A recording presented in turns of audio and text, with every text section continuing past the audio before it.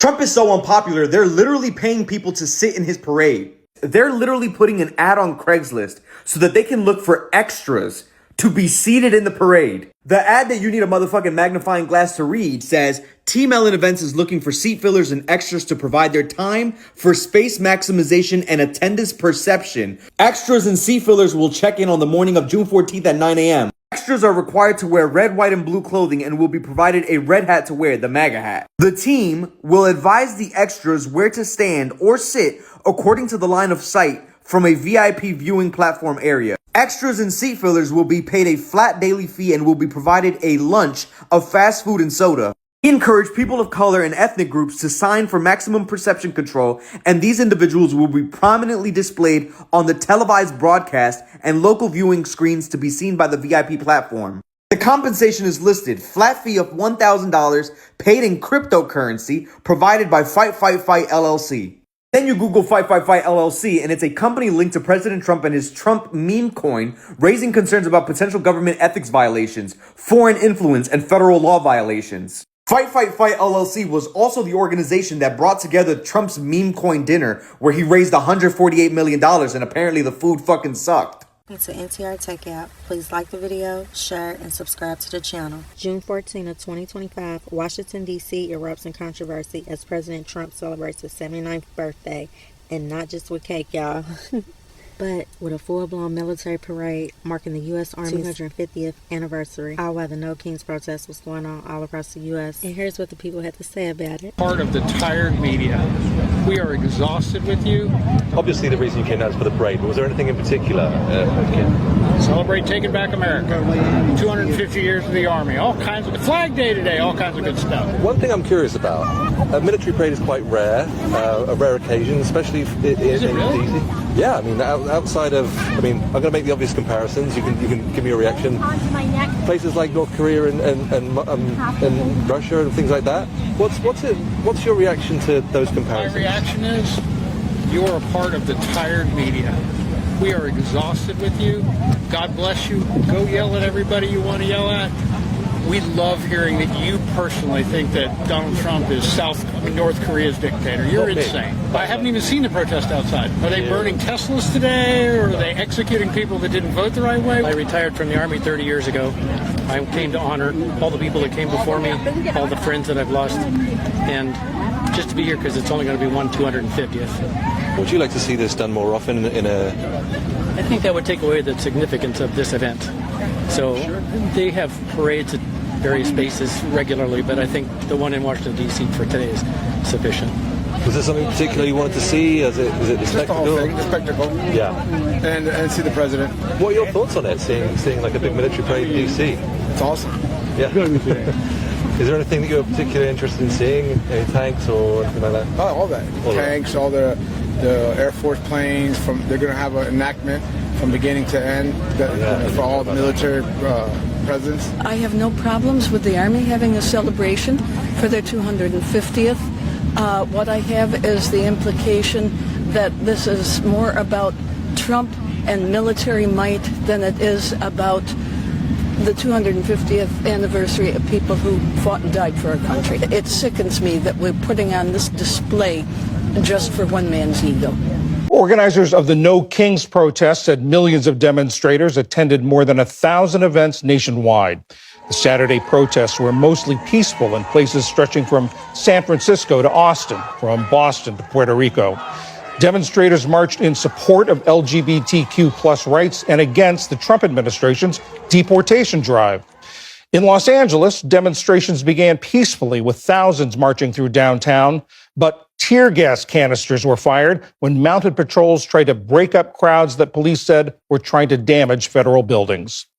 As those protests were going on, in Washington, D.C., the military parade celebrating the Army's 250th birthday went on as planned. Tanks rolled down streets. The Golden Knights parachuted in from the skies. And thousands of soldiers marched in historic uniforms to show the evolution of the American soldier. President Trump's arrival at the parade was accompanied by celebratory cannon fire.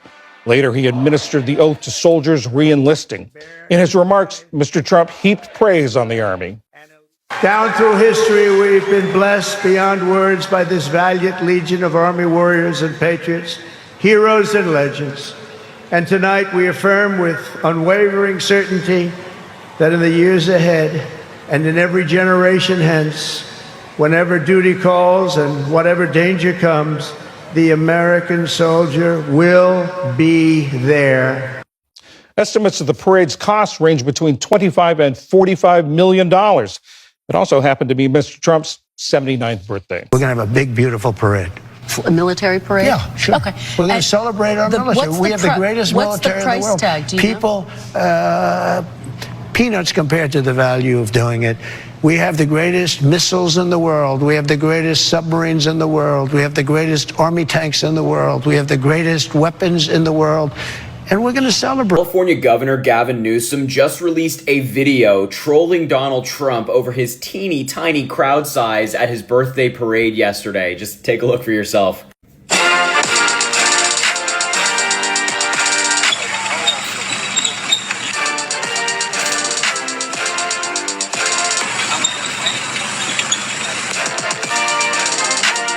That is so good. Whoever was behind this on Gavin Newsom's team, shout out to you. That was just so funny. All these different videos you saw from different cities around the country are streets filled with protesters for the No Kings protest against Donald Trump. Meanwhile, while this was taking place, Donald Trump was having his birthday bash, which none of his friends attended. I really can't think of a more humiliating and embarrassing thing for Trump than him getting protested by millions and him just sitting there practically alone in DC on his birthday. It's just so awful for him. And this video from Gavin Newsom is hilarious. The military parade is about to start. It's 5:37 now. The parade starts at 6:30. There's still plenty of spots up front. And then if you turn around, you can see that it's completely empty over there. A little bit of a sparse crowd. They defend our rights, our freedoms here in America. I don't see that as a big expense. I find it surprising that it's going to be on his birthday. So that's an interesting coincidence. That just happens to be a coincidence. It sounds like it's more of a celebration of him. I don't know why we wouldn't be able to celebrate both. I'm all for it. It's a parade, and it's $25 million. Wow. Can't get any better than that. A little boring, to be honest. I was expecting it to be a little bit more outlandish. It's just something to do that inspires patriotism and inspires service in the military. 50 plus years old, this is my first in the United States, and I'm excited like I'm a kid seeing all of this stuff. I think it's new, and I think it's a bunch of proud Americans who came to this. Sometimes we don't appreciate these guys. We see them out on the streets and we just take it for granted. And you look at their faces up there and kids see them as heroes. So I think it's a beautiful thing. Well, that's a little complicated. Our great military. The service of the Army, what it has done for this country. But I think it also represents Trump and militarism. 250th anniversary of the United States Army. And also today's Flag Day, and very importantly, it's President Trump's birthday. Just wow. We're in DC on Constitution Avenue, where the line for the military parade is only growing. It right now stretches several blocks and is making several turns. People here I've spoken to, unconcerned about the weather, unconcerned about the wait, but excited to celebrate and honor the military. I am just interested in seeing our Army. I'm proud of our democracy. I'm a Democrat. I think that our Army kind of made it possible for us to have a democracy. Without the Army, we'd be controlled by the British government. Now, an interesting pattern I've noticed here is that several of the people here have told me that they don't see this event in any way honoring Trump specifically. They see it as its intended purpose of honoring the military. I've spoken to people who are opposed to some of Trump's policies and see this as a way to come to DC, support the military, and do so in a nonpartisan fashion. Now, I've also seen plenty of people with hats donned with Trump's Make America Great Again logo, tons of people who expressly have signs saying Happy Birthday, President Trump, whose birthday also happens to fall on today as well. It seems kind of crazy that both the Army's national birthday and Trump's birthday is on the same day, and it just seems like a perfect opportunity to show up and visit. Ray, and please, just don't go anywhere, because we got a lot cooking.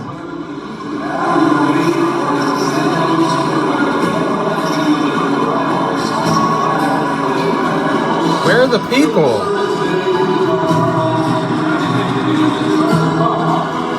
Something that happened yesterday, which was remarkable, was that there was a U.S. senator who was placed in handcuffs at an event for Homeland Security Secretary Kristi Noem. Alex Padilla right there, senator from California, as he was approaching trying to ask a question at this event.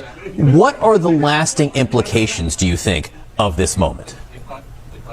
I mean, I think it's disgraceful that a U.S. senator who was allegedly walked into the room by law enforcement and law enforcement was notified of his presence, that he'd be treated like this after being notified, or them being notified that he was in the room. So it's a little bit disgraceful. It's also, this isn't how we treat elected officials. This isn't how we should be treating people. And I think that the lasting impacts here are that if this is how they're treating a U.S. senator, what are they doing to people during these raids, and how are they treating other Americans? And I think this just, the American people deserve better, and they don't deserve this chaos that's happening.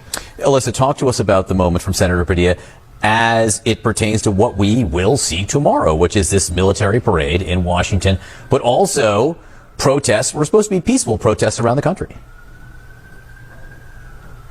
Listen, the first words in that video that we see out of Senator Padilla's mouth is, I am an American a U.S. senator. So he made that abundantly clear, and still they used such a degree of force. I think it's incredibly chilling. This is a man who got 6 million votes. He represents nearly 40 million Californians, where these raids, by the way, are taking place, and he has an oversight role in the Senate over immigration and the Department of Homeland Security. So I think it's a very chilling moment. Some Republican senators have criticized it as well. I think it speaks to the fact that Donald Trump's been very clear. Any form of protest he is going to respond to. And we've obviously got this military parade celebrating the 250th anniversary of the U.S. Army taking place tomorrow. And I think that there are genuine fears over, if any sort of demonstrations and protests happen, what they're going to be met with. And just, again, I said this when you and I last talked, Donald Trump is misreading the room if he thinks that Americans want to see a clash between armed National Guard and U.S. protesters who are assembling. That's just not something that Americans want to see. There's a way to do crowd control. There's a way to do anti-riot responses with police officers. That is not bullying up people who are demonstrating their First Amendment right to protest. So I think there's going to be all eyes on tomorrow's events, and really hopeful that it stays peaceful. But he's certainly conveying that he will tolerate no protesting. So it looks like tomorrow's military parade is about to bite Trump in his tiny taco. As if the $48 million price tag wasn't bad enough, as if the optics of tanks destroying the streets of D.C. wasn't terrible, all eyes in the world will be watching the protests, not the parade, to see how Trump treats American citizens. And Farrah Griffin is correct. If a U.S. senator that is announced by security gets handcuffed and dragged out of a press conference, what does that say Trump thinks of the rest of us who are leveling even more pointed criticism? One way or another, tomorrow will be historic. What if the soldiers in Trump's military parade were silently protesting? Many people noticed the soldiers didn't march in unison. They weren't in step, the lines were crooked, some looked like they didn't want to be there at all. Compare that to what we see in China or North Korea. Those parades are tight, robotic, every soldier in perfect lockstep, because in authoritarian regimes, military parades are a test of loyalty, a show of total control. But here in the US, well, the cracks showed. But what if that was the point? One former soldier put it like this, quote, "It takes about a week of drill and basic to learn how to march. Once you do, it's ingrained in you for life. You self-correct if you fall out of step. You've got a point person calling cadence. So when the whole formation is off, this clusterfuck of a parade leaves me with only one conclusion. This was a silent protest, a Foxtrot Delta Tango. This wasn't about honoring the troops. Let's be honest. This was about honoring Trump on his birthday, on the Army's anniversary, co-opted by a wannabe dictator. And maybe, just maybe, these soldiers didn't want to play along. Because in America, you can't fake loyalty. And these soldiers showed you sure as hell can't force it."